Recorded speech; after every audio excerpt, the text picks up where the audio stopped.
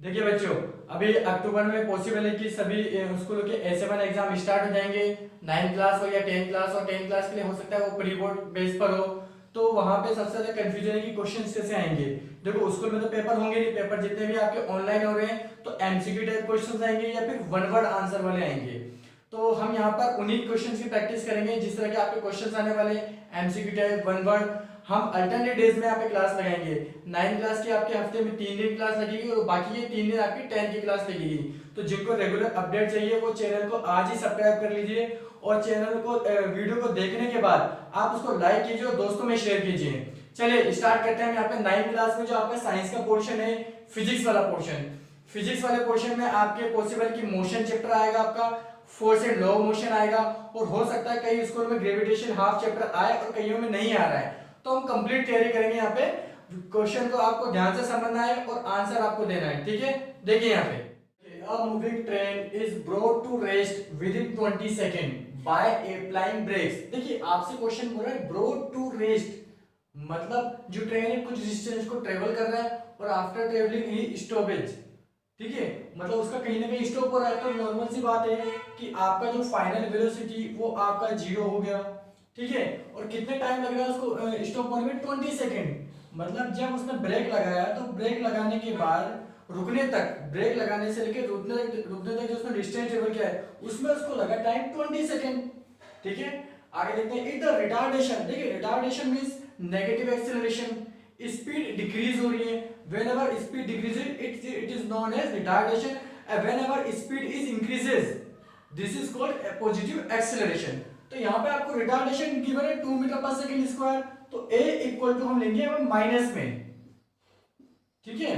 अगर आपको retardation given है तो आप माइनस में लोगे क्योंकि स्पीड डिक्रीज हो रही है, और अगर आपको यहाँ पे रिटार्डेशन की जगह एक्सेलरेशन गिवन है, ठीक है, तो आपको जो वैल्यू लेनी है a की वो आपको पॉजिटिव लेनी है, उसमें आपका स्पीड इंक्रीज होता है। तो देन द इनिशियल वेलोसिटी, देखो क्वेश्चन में आपको इनिशियल वेलोसिटी बोल दिया खुद, अगर नहीं बोलता तो हमें ऐसे आइडेंटिफाई करना कि पड़ता है कि ब्रॉड टू रेस्ट मतलब आपका v तो 0 हो गया, तो नॉर्मल सी बात है जो सेकंड वेलोसिटी हमें गिवन है वो आपका इनिशियल वेलोसिटी ही होगा।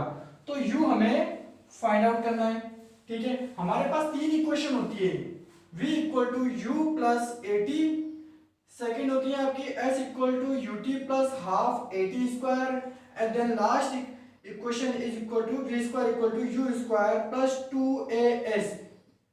कौन सी इक्वेशन हमें यहाँ पे अप्लाई करनी है? जो डाटा हमें गिवन है और जो हमें फाइंड आउट करने को बोल रहा है उन्हीं को हम कंपेयर करेंगे। यहाँ पर v u t a, देखिए v u t a चारों ही टर्म्स आपकी पहली इक्वेशन में मिल गई, ठीक है। सेकंड एंड थर्ड इक्वेशन क्यों नहीं लगा सकते उसका रीजन समझिए। कभी भी हम किसी भी क्वेश्चन में अगर दो वैल्यू आपके अननोन हो और उसको एक ही इक्वेशन से हमें फाइंड आउट करना है तो वो पॉसिबल नहीं है। यहाँ पर अगर u आपका अननोन है और आप देखोगे अगर सेकंड इक्वेशन लगाओगे तो u तो आपका अननोन है और इसके अलावा आपका s भी आपका अननोन है, तो हम इसे नहीं लगा सकते।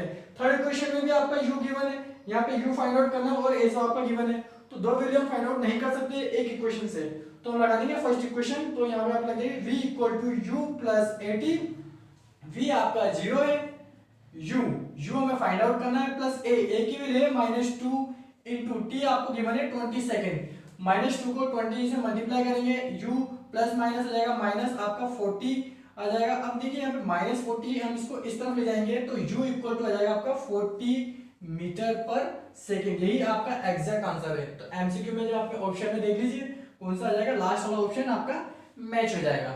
अगला क्वेश्चन देखते हैं। देखिए 4 cars A B C and D are moving on a level road and their distance versus time graph are shown in the figure, choose the correct option।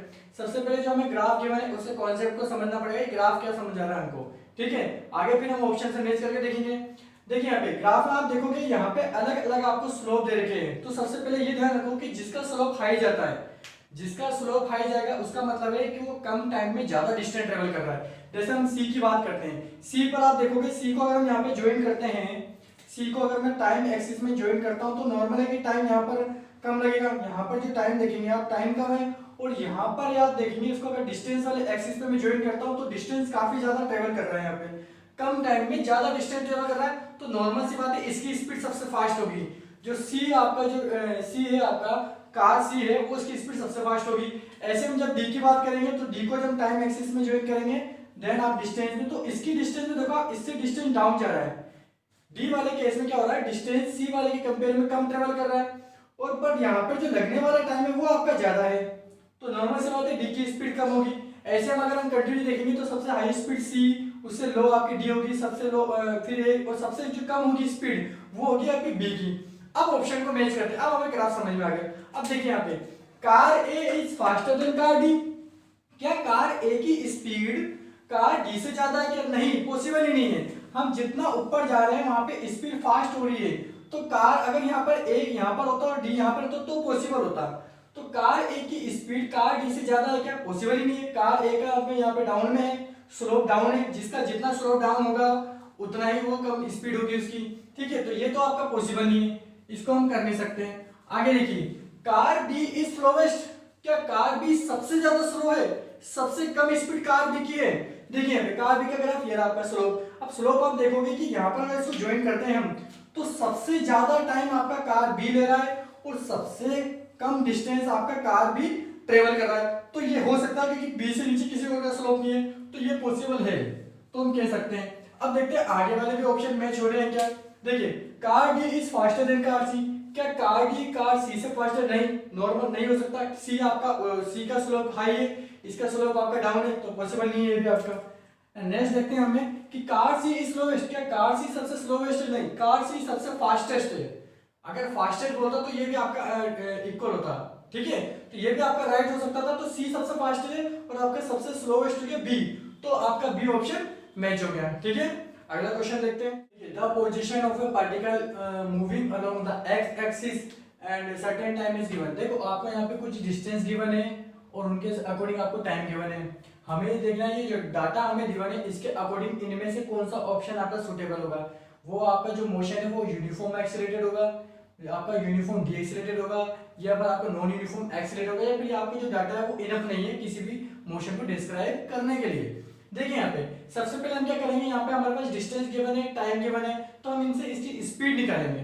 Motion पता करने के लिए हमें स्पीड निकालनी पड़ेगी। जैसे हम बात करते हैं सबसे पहले हम यहाँ पे v1 डिस्टेंस अपॉन टाइम, अगर हम फर्स्ट केस के लिए देखेंगे तो आपका जो डिस्टेंस है वो -2 है यहाँ पे, और लगने वाला टाइम 0 है।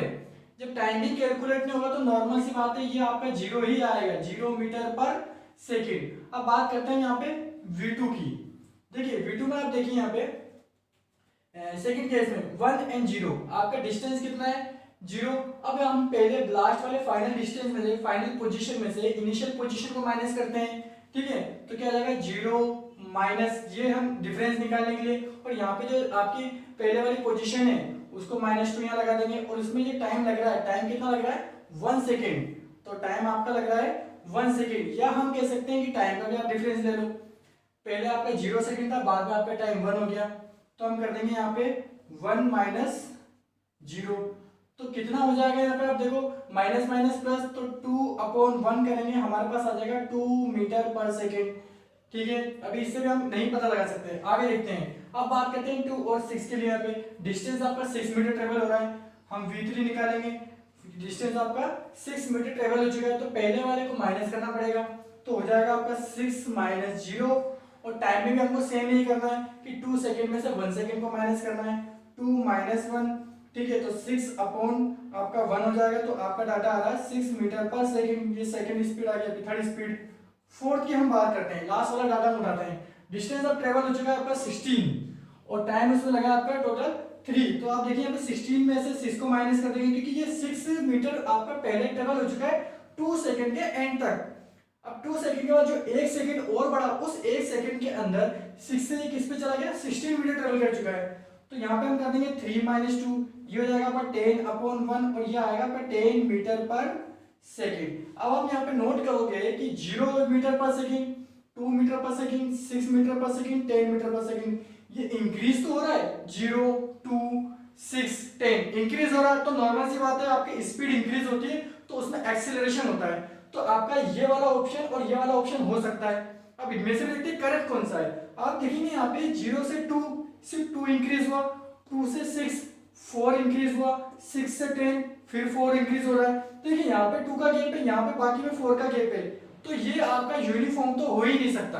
अगर यहाँ से 0 से 2 में भी अगर 4 का गैप होता तो ये हम कह सकते थे यूनिफॉर्म होता, तो यूनिफॉर्म पॉसिबल नहीं, तो हम कह सकते हैं ये नॉन यूनिफॉर्म है। अनइक्वल इंटरवल में बढ़ रहा है, अनइक्वल इंटरवल में इंक्रीज हो रहा है, और इंक्रीज हो रहा है तो एक्सीलरेशन है, तो नॉर्मल सी बात है हमारा सी वाला ऑप्शन हो सकता है यहाँ पे, ठीक है। अब पार्टिकल स्टार्ट फ्रॉम रेस्ट, देखिए क्वेश्चन में स्टार्टिंग बोलते हैं स्टार्ट फ्रॉम रेस्ट, मतलब उसकी जो इनिशियल वेलोसिटी वो नॉर्मल सी बात है जीरो हो गई, सीधे सीधे इसमें बोल दिया। इट्स एक्सीलरेशन वर्सेस, मतलब आपको एक्सीलरेशन और टाइम के बीच में आपको ग्राफ दे रखा है ए एंड टी के बीच में, is shown as the figure and the maximum speed of the particle will be. अब मैक्सिमम स्पीड क्या हो सकती है, ठीक है। आप ये स्लोप देखोगे, देखो स्लोप कभी भी अगर आपका अप साइड में जाए, ठीक है, तो इस केस में आपका जो एक्सीलरेशन है वो इंक्रीज होता है, अगर वो डाउन साइड में जाए तो एक्सीलरेशन आपका डिक्रीज होगा। इस केस में जो एक्सीलरेशन की वैल्यू नेगेटिव होती है, इस केस में एक्सीलरेशन की वैल्यू पॉजिटिव होती है। अगर आपका एक्सीलरेशन बिल्कुल टाइम एक्सिस के पैरेलल है तो यहाँ पे ये कांस्टेंट होता है, या हम कह सकते हैं कि जीरो हो सकता है यहाँ पर। इस केस में क्या होगा, आपका एक्सीलरेशन जीरो हो जाएगा। अब आपको स्लोप देखोगे नीचे आ रहा है, डाउन में आ रहा है, और एक्सीलरेशन देखिए आप 11 सेकंड, यहाँ पे आपको टाइम दे रखा है, हम इसको मान लेते हैं, यहाँ पर दे रखा है आपका 11 सेकंड, ठीक है। देखिए अब पार्टिकल स्टार्ट फ्रॉम रेस्ट, अब क्वेश्चन में आपसे बोलते हैं start from rest, it's means initial velocity equal to zero. आपसे बोल रहा है स्टार्ट फ्रॉम रेस्ट, रेस्ट से स्टार्ट कर रहा है। It's acceleration versus time, acceleration और टाइम के बीच में आपको ग्राफ दे रखा है। As shown in the figure the maximum speed of the particle will be, हमें फाइंड करना है कि मैक्सिमम स्पीड कितनी हो सकती है, हाउ मच, ठीक है।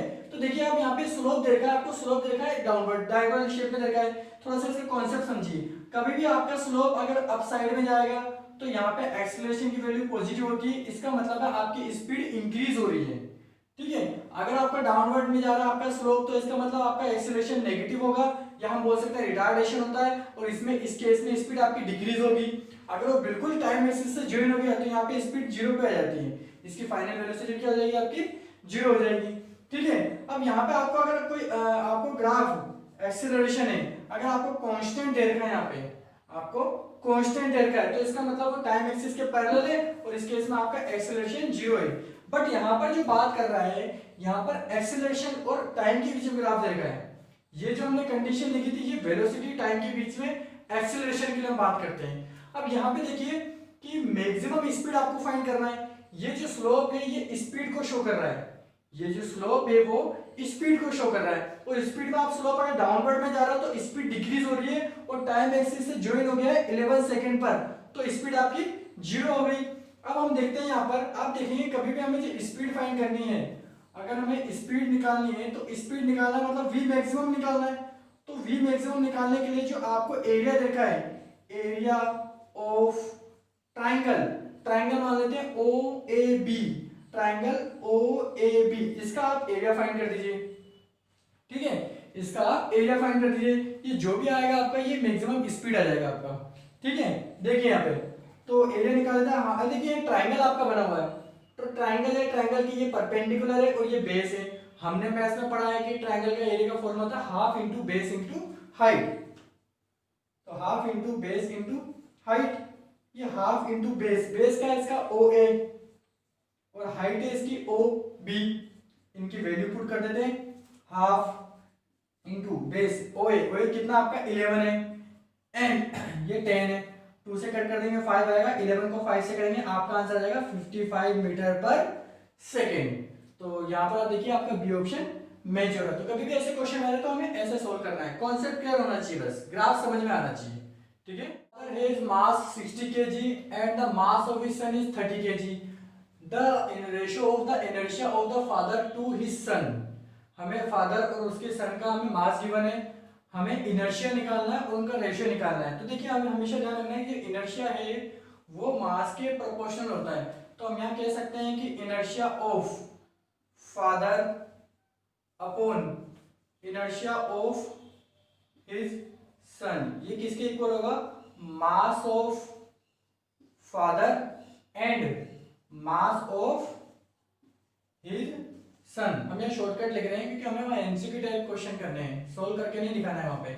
देखिए यहाँ पे मास ऑफ फादर, देखिए यहाँ पे इनर्शिया ऑफ फादर रेशियो में इनर्शिया ऑफ हिज सन निकालना है, तो इन दोनों के मास को, इसका मास है आपका 60 kg फादर का और आपके उसके सन का है 30, दोनों को हम कट कर देंगे, हमारे पास कितना है 2/1 inertia of father and inertia of son, और इसको हम लिख सकते हैं 2:1। तो ये हो गया आपका डी वाला आंसर। ठीक है, तो आज हमने कुछ क्वेश्चन किए।